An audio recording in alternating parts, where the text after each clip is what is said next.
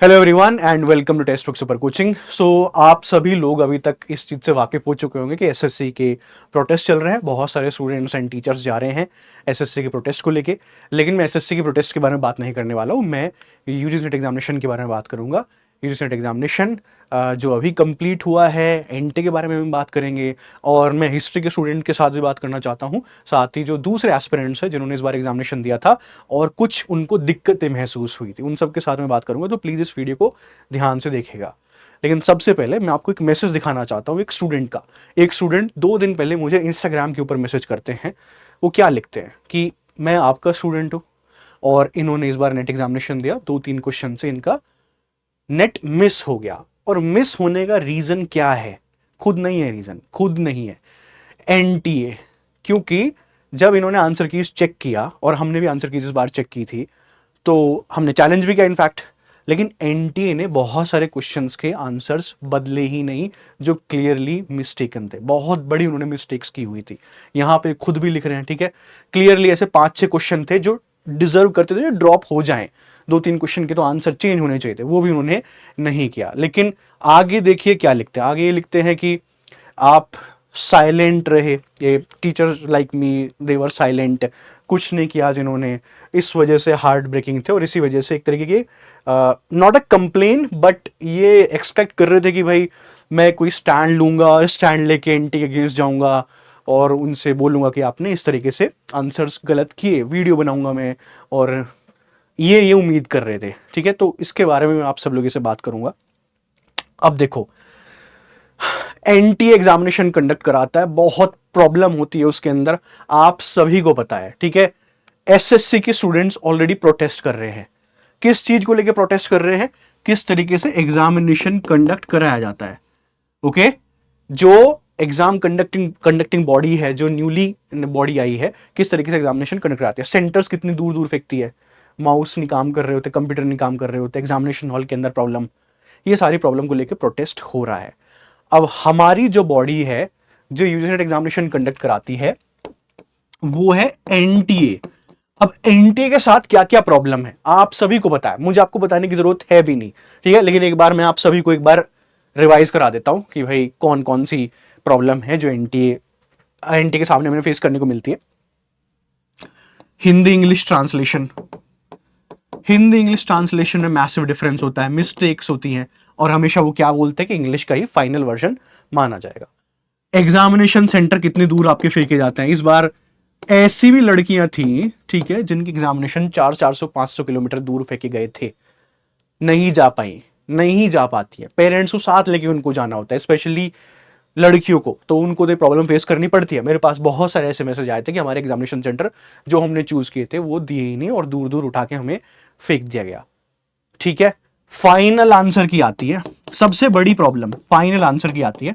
और final answer की के अंदर भी मिस्टेक्स। ठीक है, जो प्रोविजनल आंसर की आई उसमें तो मिस्टेक्स थी, ठीक है, हो जाती है मिस्टेक्स। हमने चैलेंज किया, 200 रुपए लगा के हमने चैलेंज किया, ठीक है, बच्चों ने चैलेंज किया, लेकिन क्या आपने आंसर्स को ओवरटर्न किया? नहीं किया। हिस्ट्री के क्वेश्चन पेपर ही आप उठा के देख लीजिए, कितने सारे क्वेश्चंस थे जो ड्रॉप होने चाहिए थे, कितने सारे क्वेश्चंस थे जिसके आंसर चेंज होने चाहिए थे, उन्होंने नहीं किए, जिसकी वजह से बहुत सारे ऐसे डिजर्विंग एस्पिरेंट्स थे जिनका जेआरएफ मिस हुआ इस बार, जिनका नेट मिस हुआ। क्यों मिस हुआ? क्योंकि एनटीए ने आंसर की ठीक से बनाई ही नहीं। सबसे बड़ी मिस्टेक। आप क्वेश्चन पेपर कैसा भी सेट कर लो, डिफिकल्ट सेट कर लो, कोई दिक्कत नहीं है, कितना डीप सेट कर लो, कोई दिक्कत नहीं है, सिलेबस के बाहर से सवाल पूछ लो, कोई दिक्कत नहीं है, लेकिन एटलीस्ट ये प्रॉब्लम तो नहीं होनी चाहिए कि अगर कोई आप जो फाइनल आंसर की दे रहे हो उसके अंदर प्रॉब्लम है। इतने इजी इजी सवाल हैं, आई एम श्योर जो हिस्ट्री के स्टूडेंट्स हैं वो मेरी बातें सुन भी रहे होंगे और देख भी रहे होंगे, उनके खुद वो फील कर रहे होंगे कितने एक क्वेश्चन से मिस हो गए वो। ठीक है, मैं स्टूडेंट से मिला, अभी हमारा फेलिसिटेशन सेरेमनी हुई थी, आरोहण इवेंट हुआ था, एक स्टूडेंट आती है बोलती है एक क्वेश्चन से जेआरएफ मिस हो गया। मेरे को पता था वो उसकी वजह से नहीं मिस हुआ है जेआरएफ, एनटी की वजह से मिस हुआ है जेआरएफ। ऐसे और भी जो स्टूडेंट हैं जिनका जेआरएफ मिस हुआ, नेट मिस हुआ, 1 या 2 क्वेश्चन की वजह से। किसकी वजह से? एनटी की वजह से। तो इतनी सारी प्रॉब्लम होती है जो एनटीए करता है, ठीक है, आप सभी को पता है। जेई नीट के अंदर होती है, सीयूईटी यूजीपीजी के अंदर होती है, यूजी नेट एग्जामिनेशन के अंदर होती है, ये सारी प्रॉब्लम होती है। इवन मैं और भी प्रॉब्लम आपको दिखाऊंगा, ठीक है। आप ये देखो, ये कट ऑफ की लिस्ट है, इसके अंदर देखो मैं आपको मिस्टेक दिखाना चाहता हूं कि एनटीए काम कैसे करता है। इसके अंदर देखिए नंबर ऑफ स्टूडेंट्स जिन्होंने जेआरएफ क्वालिफाई किया, जो कट ऑफ के अंदर दिए हुए हैं 5269, यहां भी 5269, ये उन्होंने पूरा रिजल्ट बताया हुआ है। यहां पे असिस्टेंट प्रोफेसर के लिए देखिए, यानी कि जो लोग नेट क्वालिफाई किए हैं, खाली जो खाली यूजीसी नेट क्वालिफाई किया, ओनली यूजी नेट, 60116, यहां पे देखो 54,885 डिफरेंस है ना। कितने का डिफरेंस है आप देख लो, 6000 के करीब का डिफरेंस है। ये बोल रहे हैं कि हमने 54,885 स्टूडेंट्स क्वालिफाई करा दिया, लेकिन यहां पे 60,000 है, 6000 का डिफरेंस है। आप इनकी खुद सीरियसनेस देख लीजिए, डेटा के अंदर कितनी गड़बड़ होती है। बाकी पीएचडी वाले में कोई दिक्कत नहीं है, पर इसमें तो मिस्टेक हुई ना। तो ये क्यों मिस्टेक हुई? क्योंकि आप ध्यान से काम करते ही नहीं हो। ओके, और भी मिस्टेक में गिनाऊं, subject wise JRF, subject wise NET, कोई फॉर्मूला नहीं है, कुछ फॉर्मूला नहीं है। ओवरऑल बस ये बोल देते हैं कि हम, अब तो वो भी नहीं बोलते हैं, पहले जब कोविड से पहले जब एग्जामिनेशन होता था तो ये बोलते थे कि 0.5% लोगों को हम जेआरएफ देंगे, ठीक है, और 6% लोगों को हम नेट देंगे। ये कोविड से पहले बोलते थे। फिर कोविड आ गया, कोविड में इन्होंने साइकिल को क्लब कर दिया। तो क्लब करने के बाद इन्होंने क्या कहा, जब साइकिल क्लब हो गई, मतलब जून के दिसंबर का एक एग्जामिनेशन हो गया, तो इन्होंने कहा कि हम 1% लोगों को जेआरएफ देंगे क्योंकि एग्जामिनेशन क्लब हो चुका है। और यहां पे ये 6% ही रहा कि 6% को नेट देंगे, ये सेम ही रहा, ठीक है। कोविड ओवर हो गया, कोविड होने के बाद ये कुछ डेटा अब ये देते ही नहीं है, नोटिफिकेशन के अंदर मेंशन ही नहीं करते। मैं एज्यूम कर रहा हूं कि ठीक है भाई, आप 0.5% को देते होंगे या 6% नेट को देते होंगे, लेकिन सब्जेक्ट वाइज जब आप देखना शुरू करोगे तो किसी सब्जेक्ट के अंदर ज्यादा हो जा रहा है। 6% से ज्यादा लोगों को नेट दे दिया जा रहा है, 7%, 8%, ठीक है। किसी सब्जेक्ट के अंदर कम दिया जा रहा है, जैसे हिस्ट्री के अंदर देख लो, कम दिया गया, 4-4.5% लोगों को नेट दिया गया, ठीक है, कुछ ऐसे ही जेआरएफ भी 0.5% पूरा नहीं दिया गया, ओके, कई सब्जेक्ट्स के अंदर। तो सब्जेक्ट्स में जो ऊपर नीचे होता रहता है, ये क्यों होता है? कोई क्लियर फॉर्मूला आपने क्यों नहीं दिखाया हुआ है अपने नोटिफिकेशन के अंदर कि हम सब्जेक्ट वाइज इतने लोगों को जेआरएफ देंगे, कितने लोगों को नेट देंगे? क्यों नहीं करता है एनटीए? क्यों नहीं है पारदर्शिता, ट्रांसपेरेंसी क्यों नहीं है, एक अकाउंटेबिलिटी क्यों नहीं है आपकी? आप इतनी बड़ी बॉडी हो, गवर्नमेंट के द्वारा बनाई गई हो, इतनी फीस लेते हो, आप सस्ते में एग्जामिनेशन कंडक्ट नहीं कराते हैं, बहुत भारी फीस लेते हैं आप लोगों से ये, ठीक है, और आप लोग देते हो हर साइकिल के अंदर, और इनसे कोई सवाल भी नहीं पूछते हो, ठीक है। 1100 रुपए फीस दे रहे हैं बहुत सारे लोग, ठीक है, category wise, general category 1100, general जो एससी एसटी ओबीसी भी है वो भी बहुत भारी भारी भारी फीस देते रहते हैं। उसके बाद आंसर की चैलेंज करने के लिए 200 रुपए वहां भी फीस दे रहे होते हो, हर बार इनको पैसे दे रहे होते हो, लेकिन इनकी कोई अकाउंटेबिलिटी नहीं होती, कोई ट्रांसपेरेंसी नहीं है, कुछ बताते नहीं है। हम एनटी के ऑफिस जाते हैं, इनसे पूछने की भी कोशिश करते हैं, इनका रवैया ऐसे होता है, ठीक है, कर लो जो कुछ करना है, ओके। इनसे ये बोला जाता है कि जैसे 2023 में इन्होंने हिस्ट्री की सारी आंसर की गलत अपलोड कर दी थी। मैं एनटी का ऑफिस जाता हूं, बोलता हूं कि भैया आपकी सारी आंसर की आपने अपलोड कर दी, इतने थोड़ी ना कि सारे बच्चे जो हैं 50-60 क्वेश्चन चैलेंज कर रहे हैं, क्योंकि पूरी की पूरी कंप्लीट आंसर की इन्होंने अपलोड की हुई थी, गलत थी पूरी की पूरी, ओके। तो मैंने बोला कि भाई आप देखिए कि ये पूरी की पूरी गलत है, तो बोलते तो क्या हुआ, ठीक है, चैलेंज कीजिए आप सारे लोगों को, सारे जो क्वेश्चंस हैं उनको चैलेंज कीजिए। मैंने कहा 200 रुपए हर क्वेश्चन, बोलते बिल्कुल कीजिए, 100 के 100 क्वेश्चन पे हमें चैलेंज आता है, आप भी कीजिए। ये इनका रवैया है स्टूडेंट्स के प्रति कि कीजिए, 200 रुपए दीजिए। बोलते जेई नीट के अंदर 100 के 100 क्वेश्चन पे चैलेंज आता है, तो आप भी कीजिए 100 के 100 क्वेश्चन पे चैलेंज, क्या दिक्कत है, ओके। वहां पे लड़ना पड़ता है इनसे, बहस करनी पड़ती है, तब जाके ये इन्होंने देखा कि हाँ भाई हमने मिस्टेक की, और तब इन्होंने आंसर की वहां पे ठीक कर दिया था। लेकिन उसके बाद फिर वही बैक टू सेम रूटीन, ठीक है, कि हम क्वेश्चन पेपर ठीक से नहीं बनाते, हिंदी इंग्लिश के अंदर प्रॉब्लम करते हैं। क्वेश्चन पेपर छोड़ो, फिर तो अब इस बार देख लो फाइनल आंसर की जो रिलीज की है स्पेशली हिस्ट्री सब्जेक्ट के अंदर, आई एम श्योर और भी सब्जेक्ट ऐसे होंगे जिसके अंदर मिस्टेक्स हैं, और उसका खामियाजा किसको भुगतना पड़ रहा है? जो मेहनती स्टूडेंट्स हैं, जिनका एक एक क्वेश्चन से जेआरएफ मिस होता है, एक एक क्वेश्चन से नेट मिस होता है, उनको एक खामियाजा भुगतना पड़ता है। आप सोच रहे हो कि सर फिर हम प्रोटेस्ट करें?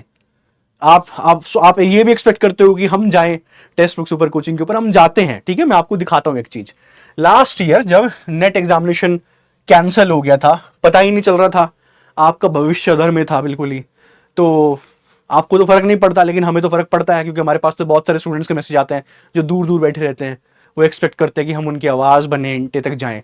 हम गए उनके पास, हमने केवल जो दिल्ली एनसीआर के जो स्टूडेंट्स थे उनसे कहा था कि प्लीज आप लोग आ जाइए एनटी के ऑफिस, ठीक है, या मिनिस्ट्री ऑफ एजुकेशन के office, yes ministry of UGC के ऑफिस हम गए थे। तो हमने कहा कि यूजीसी के ऑफिस आप आ जाइए, वहां पे चल के हम थोड़ा सा वहां पे बैठ के एक प्रोटेस्ट करेंगे और उनके साथ बातचीत करने की कोशिश करेंगे कि एग्जामिनेशन के बारे में बताइए, जो एग्जामिनेशन लीक हुआ था पिछली बार उसके बारे में, जिसके बारे में कोई इंफॉर्मेशन नहीं दी जा रही थी।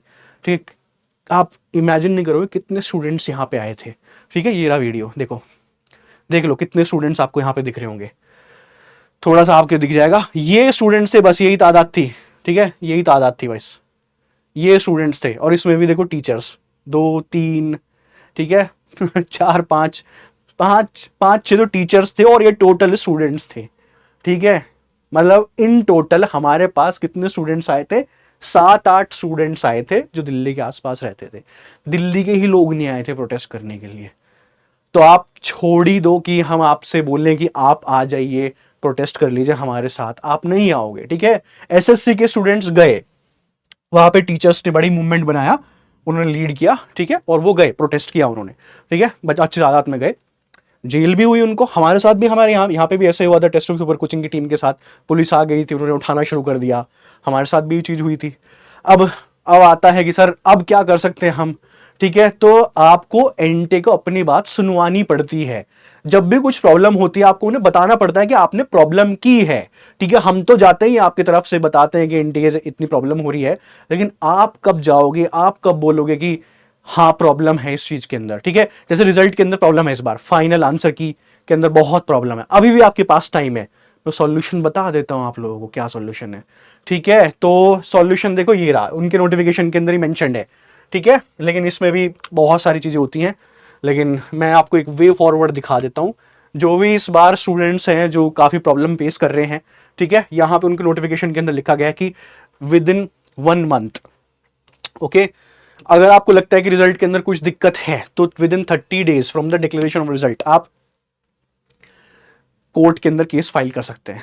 ठीक है, और जुरिस्डिक्शन दिल्ली, न्यू दिल्ली, मतलब दिल्ली के अंदर ही हो गया, आपको दिल्ली के अंदर ही कोर्ट केस फाइल करना पड़ेगा। ये एक ऑप्शन बचता है आपके पास, बाकी कोई ऑप्शन नहीं बचता है। क्योंकि मैं आपसे बोल लूं कि आ जाइए एनटी ऑफिस, ठीक है, अगेन 5 स्टूडेंट से ज्यादा नहीं आएगा। ओके, ये मेरी गारंटी है। तो आपके पास ये स्टूडेंट है, अदरवाइज थोड़ा एक्टिव हो जाइए, थोड़ा सोचिए अपने भविष्य के बारे में कि यूजीसी एग्जामिनेशन एकेडमिक्स आपका भविष्य है या नहीं है। ठीक है, क्योंकि अगर आप नहीं सीरियस होगे फिर कोई सीरियस नहीं होगा। एसएससी के स्टूडेंट्स प्रोटेस्ट कर रहे हैं एंड होपफुली उनका सक्सेसफुल हो जाएगा प्रोटेस्ट। जो एग्जामिनेशन बॉडी है वो हटा दी जाएगी, टीसीएस वापस ले आएंगे वो। लेकिन आप अगर आगे नहीं आएंगे तो एनटीए ऐसे एग्जामिनेशन कंडक्ट करता रहेगा, ऐसे ही मिस्टेक करता रहेगा, और आपके 6 महीने पे 6 महीने पे 6 महीने ऐसे वेस्ट होते चले जाएंगे। ठीक है, तो अगर किसी चीज में आपको लगता है प्रॉब्लम है तो प्लीज आगे आइए। ठीक है, इवन आप मुझे भी अप्रोच कर सकते हैं कि सर हम आगे आना चाहते हैं एंड प्लीज आप इन चीजों को आगे लेके जाइए, लेकिन आपको आगे आना पड़ेगा। हम अकेले जाके वहां पे बातचीत नहीं कर सकते हैं, क्योंकि वो ये बोलते हैं कि आप स्टूडेंट हैं, हम बोल देते हैं हम टीचर हैं, वो बोल रहे हैं स्टूडेंट को लेके आइए। ठीक है, सारी चीजें हम आपकी बातें नहीं सुनेंगे। तो जब तक स्टूडेंट्स नहीं आएंगे तब तक नहीं होगा आगे।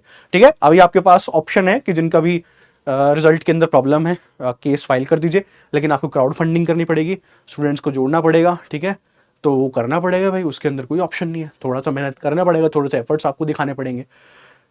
Okay, thank you very much. And yes, अगर हिस्ट्री के स्टूडेंट्स चाहते हैं कि आप क्राउड फंडिंग करें कि भाई केस हमें फाइल करना है, आप इनिशिएट कीजिए, ये रहा मेरा टेलीग्राम चैनल, मैं बाकी के स्टूडेंट्स को यहाँ पे जोड़ने की कोशिश करूंगा। लेकिन अगेन वही है, कितने स्टूडेंट्स जुड़ते हैं कितने नहीं जुड़ते, ये मेन सवाल है।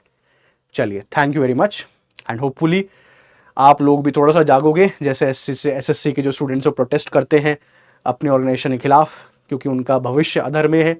आप लोग भी उठोगे और जागोगे, प्रोटेस्ट करोगे एनटे के खिलाफ, क्योंकि आपका भी भविष्य यही एक संस्थान है जो बनाती है। ठीक है, एक और चीज है, इन्होंने national fellowship for OBC SC ST जो है वो भी रिलीज करना बंद कर दिया है। इस साल की भी नहीं आई है, पिछले साल की भी नहीं आई है। तो वो बच्चे भी देख लीजिए आपका क्या हो रहा है, इन्होंने फेलोशिप ही रिलीज करना बंद कर दिया है। ठीक है, एनटे क्या करता है, रिजल्ट इनको देता है ऑर्गेनाइजेशंस को, और ऑर्गेनाइजेशंस अब रिजल्ट दे ही नहीं रहे हैं ओबीसी की फेलोशिप का, एंड जो एससी की जो फेलोशिप आती है एंड पीडब्ल्यूडी की जो फेलोशिप आती है वो भी नहीं दे रहे हैं।